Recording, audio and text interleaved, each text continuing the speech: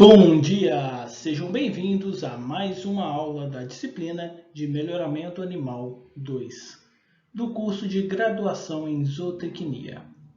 Nessa aula de número 1, na nossa parte 2 de 3, nós veremos uma pequena revisão de conteúdos e assuntos abordados em disciplinas anteriores que são pré-requisitos para avançar no conhecimento novo que será trazido nessa disciplina. Então, o objetivo da nossa aula de hoje é relembrar alguns dos principais conceitos que foram vistos em disciplinas anteriores e que eles vão ser muito importantes para a gente poder avançar e entender novos assuntos que virão nessa disciplina. Sem esses conceitos fundamentais dessas disciplinas anteriores, a gente pode ficar perdido, como se a gente quisesse subir mais degraus na nossa escada, mas tivessem degraus faltando para trás. Então a gente não consegue chegar onde a gente precisa. Então é muito importante que, se você tiver dificuldade em relembrar algum desses conceitos, que você busque o fórum de discussão e coloque suas dúvidas lá, e que você também baixe o material para revisar. Por que o fórum e baixar o material? Porque eu posso te ajudar com as suas dúvidas, os seus colegas podem te ajudar com as suas dúvidas, mas a gente não vai conseguir construir uma disciplina de novo inteira só através do fórum. Então você também precisa buscar as aulas anteriores e materiais naqueles pontos em que você não conseguiu entender bem e que acabou deixando. Por quê? Porque se você também não fizer a sua parte, vai faltar essa bagagem que você precisa para a gente continuar a nossa viagem. Em genética de populações, nós vimos quais eram os fatores responsáveis por alterações nas frequências gênicas e genotípicas de uma população. Você lembra deles? São seleção, migração, mutação, deriva genética e os acasalamentos não ocorrendo ao acaso. Quando a população, numa situação hipotética, não possuía nenhum desses fatores, ela entrava em equilíbrio de Hardenberg. Isso é importante para a gente porque no equilíbrio de Hardenberg algumas fórmulas passavam a valer que não podiam ser aceitas se a gente não considerar esse equilíbrio.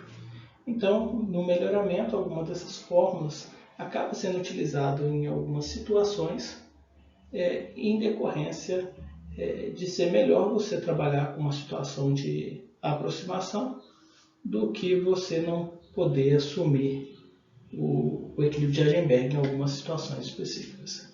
Mas o mais importante aqui nesse slide não é o equilíbrio de Hardenberg, mas sim esses fatores que alteram as frequências gênicas e genotipos de uma população.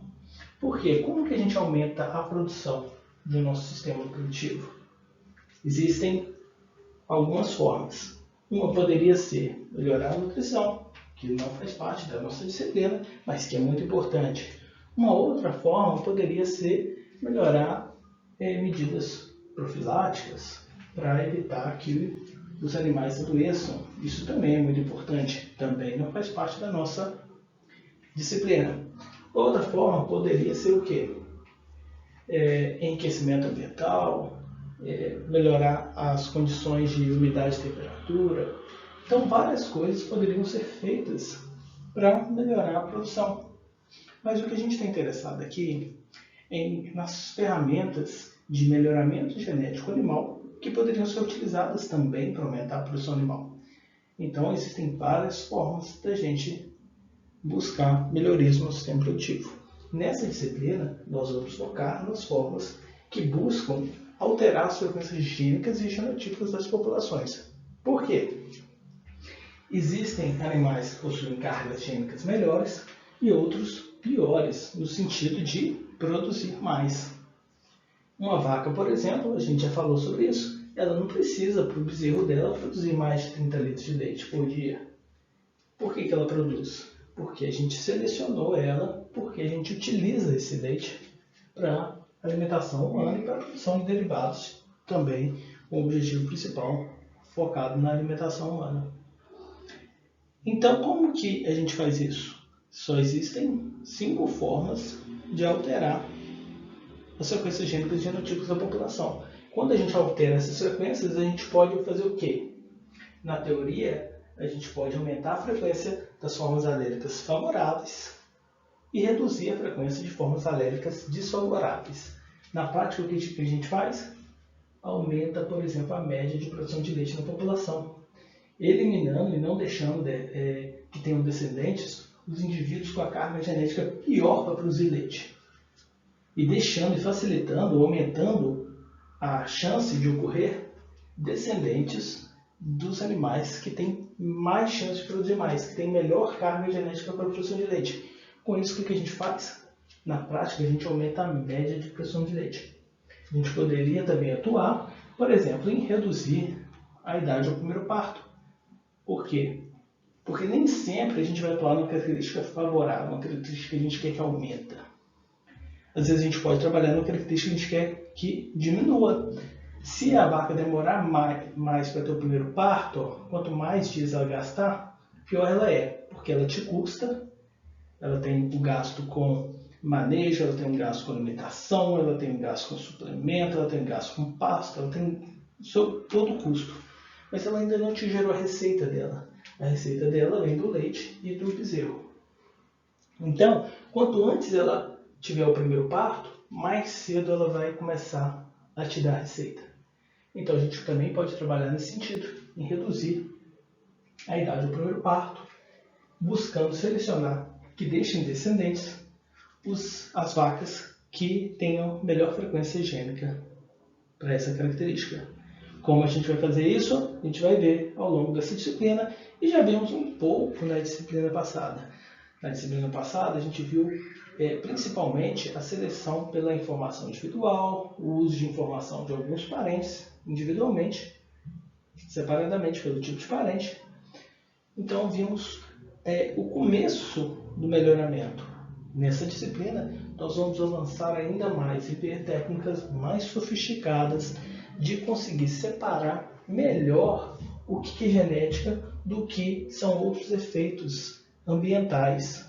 Então tentar separar a genética do que se a vaca teve uma melhor, pior nutrição que as outras no mesmo rebanho, separar de diferenças entre rebanhos distintos que essas vacas possam estar. Então separar todos os efeitos tentando buscar uma melhor predição de qual que é o efeito real do agregado genotípico, das cargas genéticas que tem aquela vaca, aquele touro também, né, para poder selecionar melhor esses animais. Como que a gente usa essas estratégias no melhoramento? A seleção é a principal. O que a gente vai fazer aqui? A gente vai buscar formas de avaliar geneticamente os animais e separar a genética dos outros efeitos, né? Por quê? A gente quer separar o que é herdável, o que vai poder ser passado para os descendentes, que a gente quer selecionar aquele animal, do que foi, por exemplo, com um efeito ao acaso, um efeito de menos estresse fez subir aquela vaca em comparação a outros no mesmo rebanho que produziram menos, porque incidiu sobre elas mais fatores estressantes, que não podem ser corrigidos, nem sempre podem ser corrigidos. Então vamos para o resíduo. Então a gente vai buscar estratégias para tentar separar esses efeitos do processo de avaliação genética. A migração poderia ser, por exemplo, a gente pega animais de uma raça distinta e cruza com animais da raça que a gente está trabalhando, no intuito de ter vantagens. Alguma das vantagens que a gente vai ver nessa disciplina é o quê? Um aumento de produção pela heterose, né? Superioridade média dos filhos em relação à média de produção dos pais. Outras vantagens poderia ser, eu posso ter uma população que já é melhorada e não necessariamente eu vou cruzar animais de raças distintas. Eu posso simplesmente adquirir sêmen de uma população que já passou pelo processo de seleção, possui reprodutores de altíssima qualidade genética e posso utilizar esse sêmen em vacas do meu rebanho que talvez não estão bem aquém de uma população melhorada. Então, nesse processo, é como se fosse o que a gente aprendeu na disciplina anterior sobre migração. A gente pega animais com uma frequência gênica distinta, de uma população distinta da nossa, e traz para a nossa. Isso vai alterar a frequência gênica da nossa população. Então, qual que é a vantagem disso? Porque, às vezes, o melhoramento, ano após ano, geração após geração, ele pode ser um pouco lento na minha população. Quando eu pego uma população que já é melhorada, já gastou anos e anos no processo de seleção, e trago um animal melhorado e cruzo com animais da minha propriedade que não passou pelo mesmo processo, eu tenho um ganho genético muito grande inicial. Então, isso pode ser uma estratégia vencedora. Então, nós vamos ver um pouco sobre isso também nessa disciplina. A deriva genética, a gente não vai, como ela ocorre ao acaso e impacta bastante pequenas populações, a gente vai sempre tomar cuidado com ela, porque ela não tem como você prever ou direcionar ela para trazer vantagens ou desvantagens para a sua população. É um fenômeno que ocorre ao acaso e que a gente viu que é mais frequente, a força dele, a intensidade é maior em pequenas populações. Então a gente só vai tomar cuidado para ela não prejudicar a gente. E os acasalamentos direcionados, isso a gente vai utilizar muito nessa disciplina.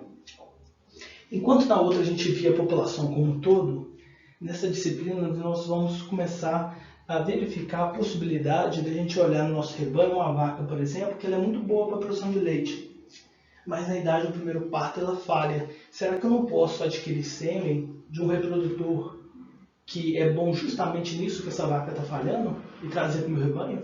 Eu poderia olhar o meu rebanho num todo e verificar o que o meu rebanho está pecando, o que ele falha mais.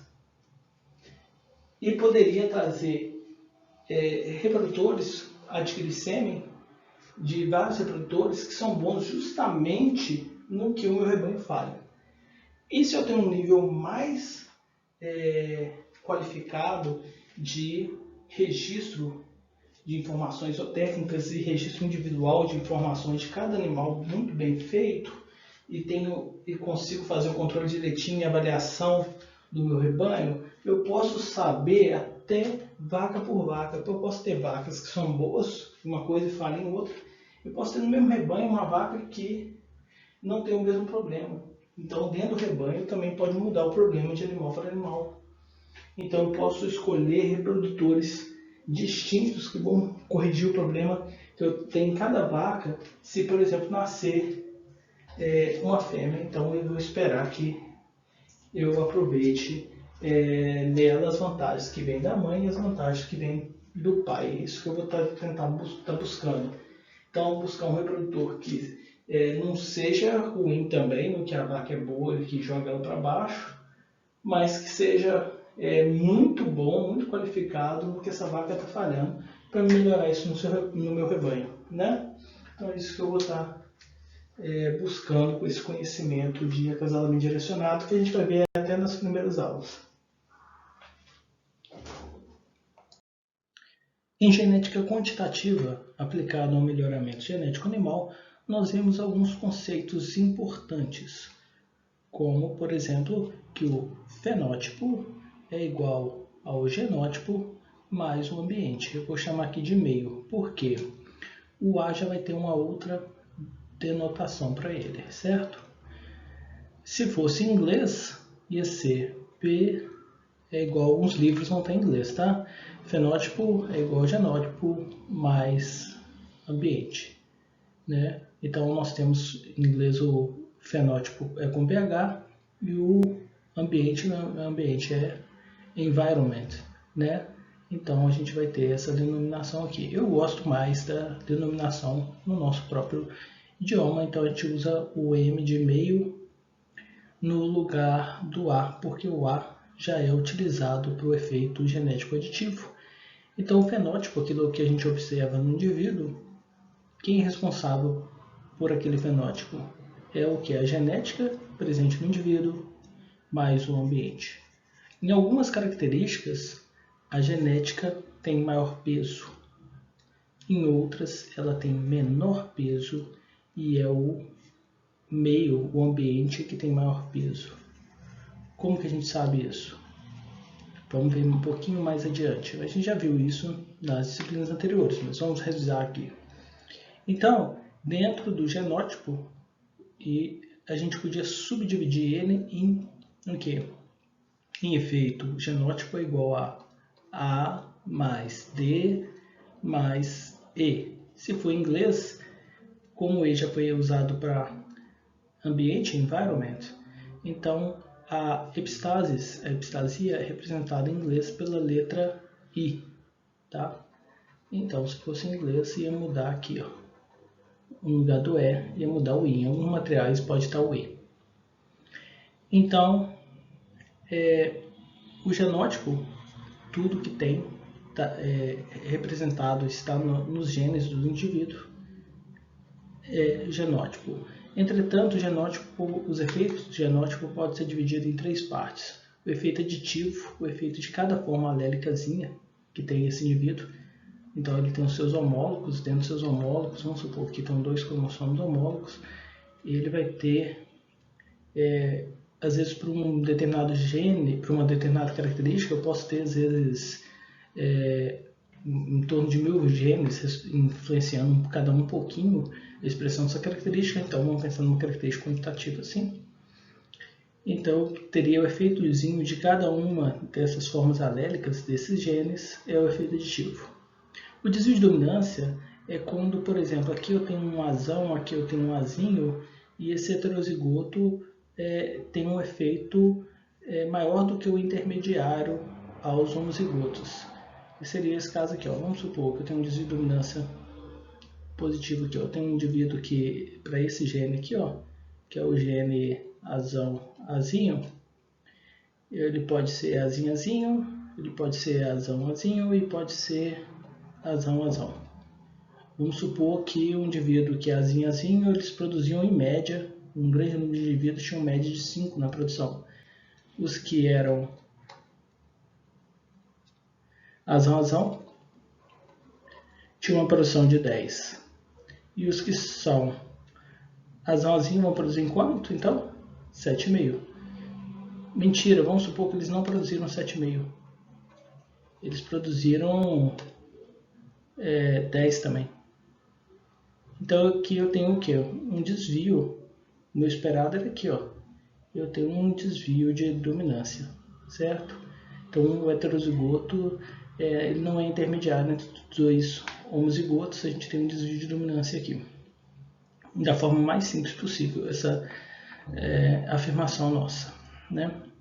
Eu poderia ter esse é um desvio de dominância completo, em que o heterozigoto é igual ao homozigoto dominante, e eu poderia ter ele parcial, vamos supor, a média entre 10 e 5 é 7,5, então o azãozinho era para produzir 7,5, em vez disso ele produz 9.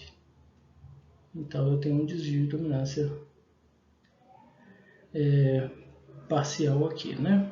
Então eu posso ter esses desvios que também são determinados pelos genes que o indivíduo possui. Então, desvio de dominância também é um efeito dentro do genótipo do indivíduo. O aditivo também é o efeito de cada genezinho. E por fim, a epistasia. A epistasia é quando, vamos supor que eu tenho um indivíduo azão produz aqui 10, o azãozinho produz 9 e o azinhozinho produz 5. Isso ocorre quando o indivíduo é bezão ou bezinho. Quando o indivíduo for bezinho, vamos supor que não gera um precursor necessário para ser utilizado por esse gene aqui, ó, pelo gene azãozinho. Então, quando o indivíduo for bezinho, vamos supor que ele sempre vai produzir 0, porque não gera o precursor para ser utilizado aqui, ó. Então, se eu tinha essa diferença de 5, 9 e 10, uma vez que eu tenho um indivíduo que é bezinho, ele anula, fica 0, 0 e 0. Ele muda totalmente o comportamento do gene azãozinho. Então aí a gente tem um gene que está influenciando a expressão do outro. Essa é a forma mais simples, não necessariamente a mais bonita e correta, mas a forma mais simples de explicar epistasia que eu consigo pensar no momento, só para a gente relembrar, porque isso é uma revisão. Então temos que, então se a gente também representar que são fontes de variação, que causam variância, nós temos então o que? Sigma 2F, que é a variância fenotípica, é igual à variância genética mais a variância ambiental, a variância de meio.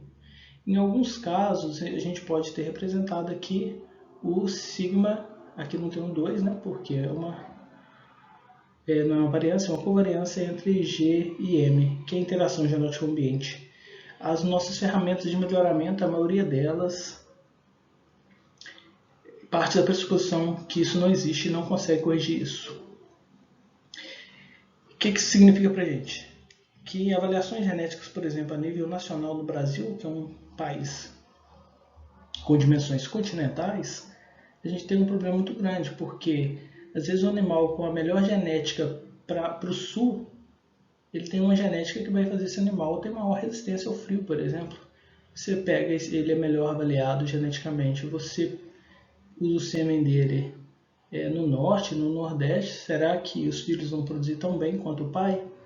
Então o desempenho na avaliação genética, ele pode ter um viés muito grande se a gente utilizar informações e não respeitar a possibilidade de ocorrer interação genótico-ambiente, que é o quê?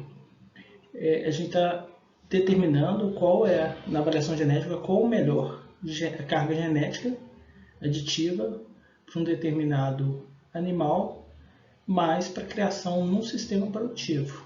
Quando a gente muda para um outro sistema, pode ser que alguns genes que sejam responsáveis por fatores de adaptação às condições climáticas e às condições da forrageira disponível, se for ruminante, por exemplo, das condições de temperatura e umidade para todos os animais, pode ser para monogástricos, por exemplo, e a gente não tiver uma boa aclimatação. Então, a gente pode ter um problema de todo esse trabalho não refletir na melhor genética realmente se a gente levar esse animal ou a genética dele para ser produzido em um outro local.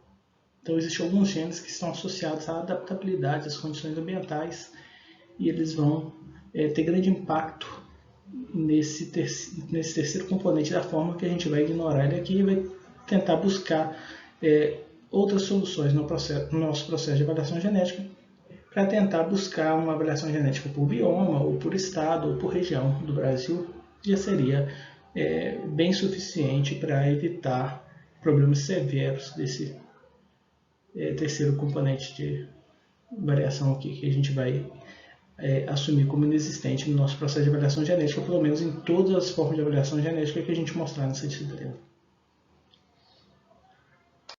E quem que a gente quer encontrar? A gente quer encontrar o valor genotípico do indivíduo? Não. A gente não quer encontrar o valor genotípico, a gente quer encontrar o quê?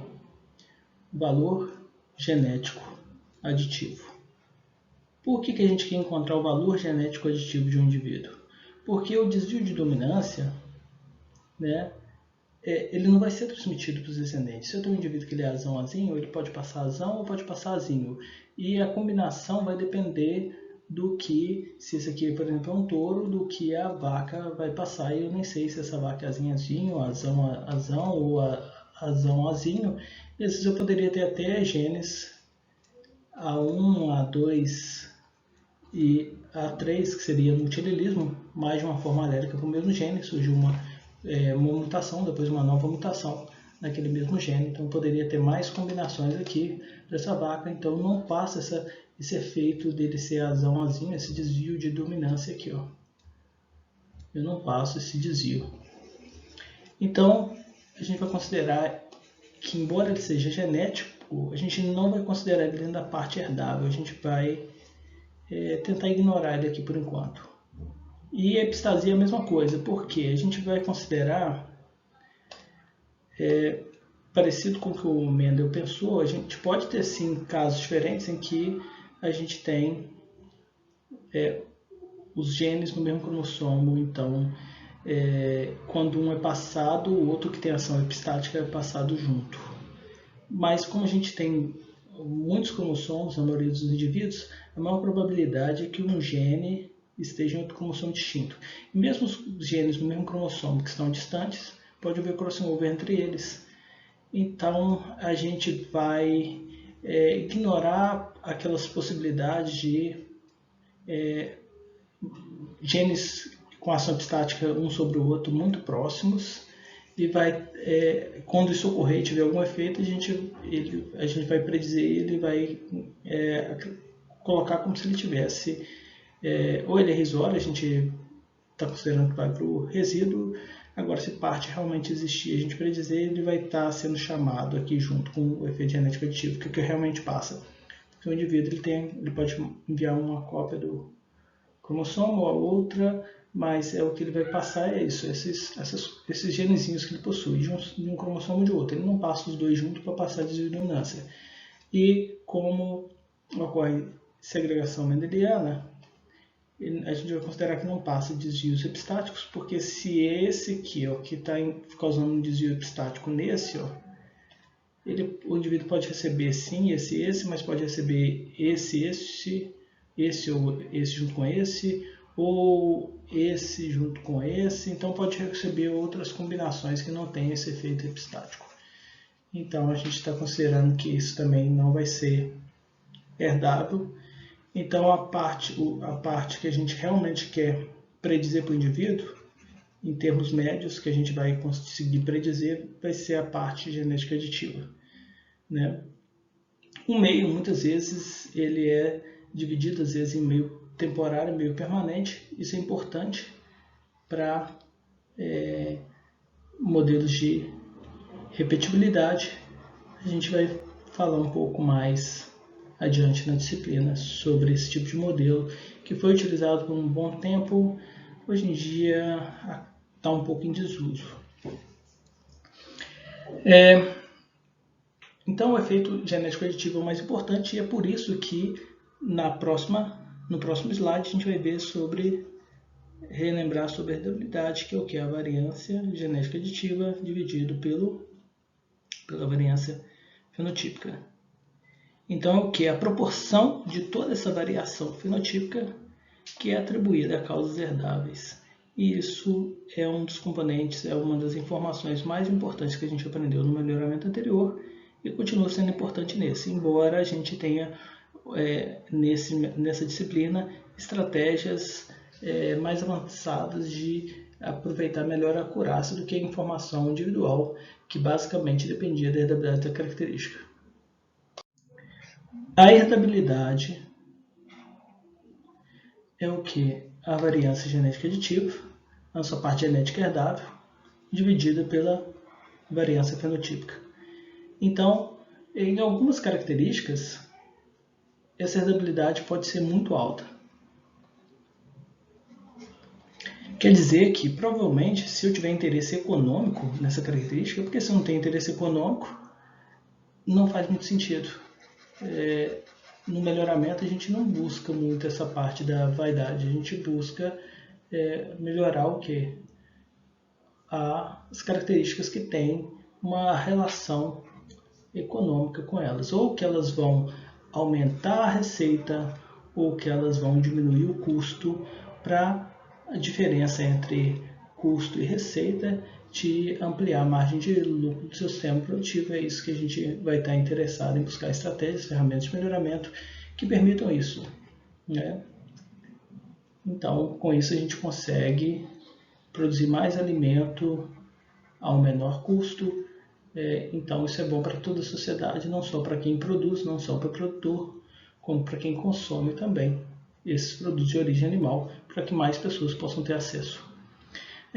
Então, como a gente tem que pensar nessa parte para que mais pessoas possam ter acesso, para que o produtor tenha uma maior rentabilidade, possa te contratar e você consiga ampliar essa margem, então ele tenha mais espaço para também poder contratar um bom zootecnista, né, e continuar com esse zootecnista e poder você poder ter uma remuneração adequada na sua atividade. Então a gente vai estar buscando aumentar essa margem, né? Para isso a gente quer o quê? Selecionar características que ou aumentem a produção ou diminuam o custo. Só que não adianta nada a gente selecionar características que não sejam econômicas, mas também não adianta nada ela ser econômica, ser muito importante economicamente, se ela tiver uma rentabilidade muito baixa. Por quê? Quer dizer que a sua estratégia de usar o melhoramento está equivocada. Se a rentabilidade é muito baixa, quer dizer que o que faz o indivíduo na população que segue lá aquela distribuição normal, que eu desenhei muito mal aqui, e que faz o indivíduo estar para a direita ou para a esquerda dessa distribuição, vamos supor aqui, que seja uma característica favorável, então para a direita é melhor, é isso aqui que eu queria. Então o que faz o indivíduo estar para cá, se a rentabilidade é baixa, é o ambiente. Joga o indivíduo para cá ou para cá, então selecionar, não deixar esses aqui terem descendentes, esses aqui vão ter descendentes, a próxima geração não vai mudar nada, vai produzir a mesma coisa, vai ter a mesma média, vai ter a mesma variância. Por quê? Por essa característica, né? E eu vou até prejudicar outros. Porque o que está fazendo o indivíduo ir para a direita ou para a esquerda não é a parte herdável. São as outras partes que estão aqui no fenótipo, né? Mas não a genética aditiva. Então eu quero selecionar o quê? Buscar características que tenham maior herdabilidade para selecionar. Por quê? Quando eu seleciono para essas características de maior herdabilidade, o que está fazendo o indivíduo vir para a direita ou para a esquerda da curva de distribuição normal é a genética. Então, quando elimino e não deixo reproduzir alguns indivíduos, e os melhores eu deixo reproduzir, na próxima geração a minha média aumenta, a minha variância pode reduzir um pouco do ponto de vista prático. Então, mas a minha média de produção aumenta. Com a média de produção maior, eu aumento a minha receita.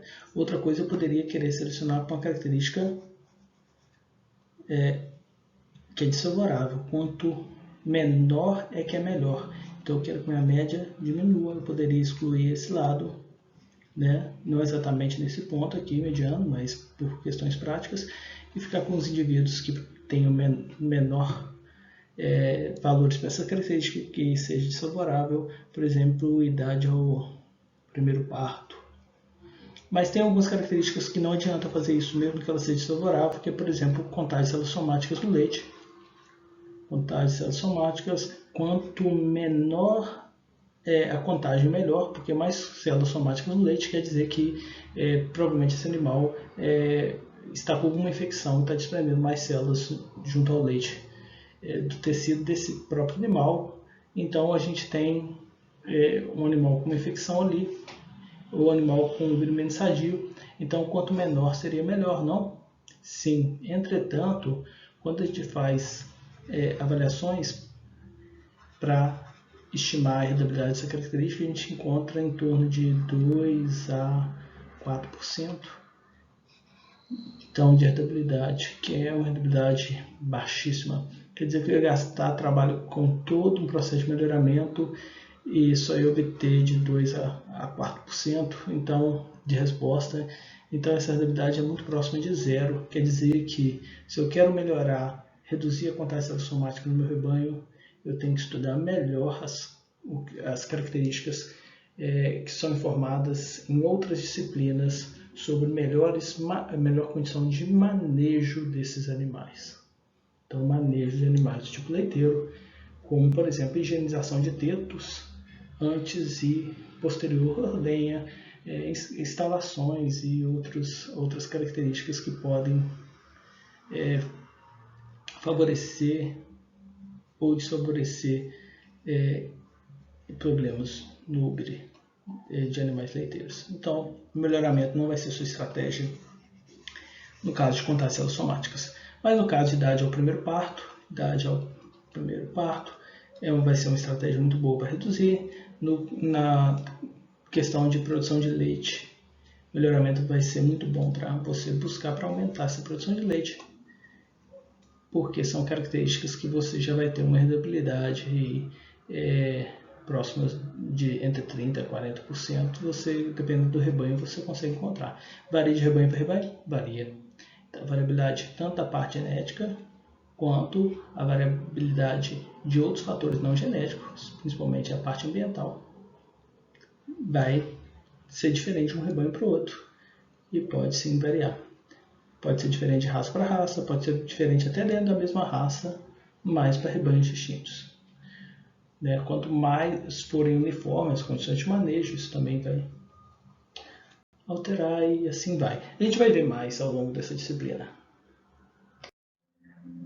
Lembrando da forma mais simples de seleção que a gente viu na disciplina passada, a seleção pela informação individual. Pensando na curva de distribuição normal, a gente viu também que não importava só a herdabilidade, importava também que o nosso diferencial de seleção, que estava relacionado com a intensidade com a qual a gente está praticando seleção.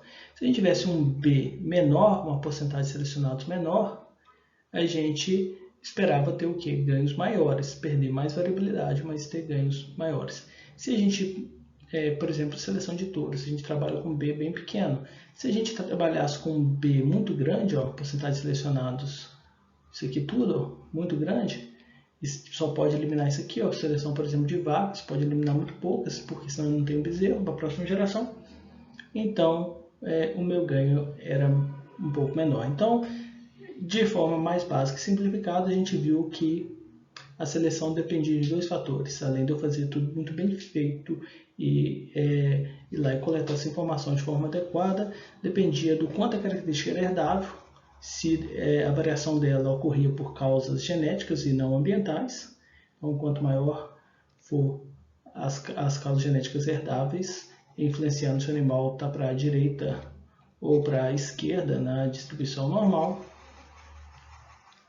melhor vai ser o resultado do meu ganho genético, mas isso também é multiplicado pela minha intensidade de seleção. Se eu posso selecionar menos animais, só usar a ponta de distribuição normal, ou se eu tenho que ficar com um grande número de animais, eliminando muito poucos, ou se eu posso eliminar muitos, trabalhar com uma grande intensidade de seleção.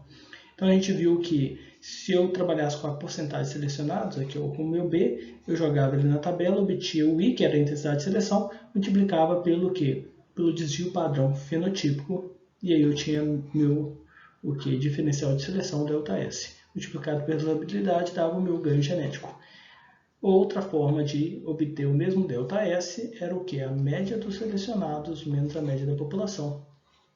Então, no caso, eu já selecionei, já sei quem são os indivíduos selecionados, aqui está a média da população e aqui está a média dos indivíduos selecionados. Então, aqui é a média da população inteira e esse segundo aqui é a média desse grupo de selecionados, excluindo esse outro grupo aqui. Então, o meu ganho não é todo o diferencial de seleção, ele vai ser multiplicado pela herdabilidade, que varia de 0 até 1. Então, ele vai ser reduzido, dependendo se a característica é mais ou menos herdável. Dependendo se o que fez esses indivíduos virem para cá, para a parte dos selecionados, ou para cá, para a parte não selecionados, é mais a genética, herdabilidades altas, ou é mais o ambiente, herdabilidades baixas. Se é o ambiente que fez ir para a direita ou para a esquerda, o meu processo de seleção se torna um pouco vazio, porque o ambiente não se transmite aos descendentes, só a genética, só os genes se transmite. Então, isso que a gente aprendeu de mais importante, resumindo muito a disciplina anterior. Terminamos mais uma parte da disciplina. Ficou alguma dúvida? Se tiver ficado, por favor, entre em contato e exponha sua dúvida. De preferência no fórum de discussão, porque é um local em que outros colegas também podem opinar. E a dúvida de um pode ser também a dúvida do outro, ou um pode ter a solução para o problema do outro e pontos de vista diferentes com ideias interessantes para a gente poder enriquecer o nosso conhecimento juntos. Não deixe de estudar também materiais de referência que estão disponíveis no plano de ensino da disciplina e fazer os exercícios. Eu estou à disposição. Qualquer dúvida, até a próxima.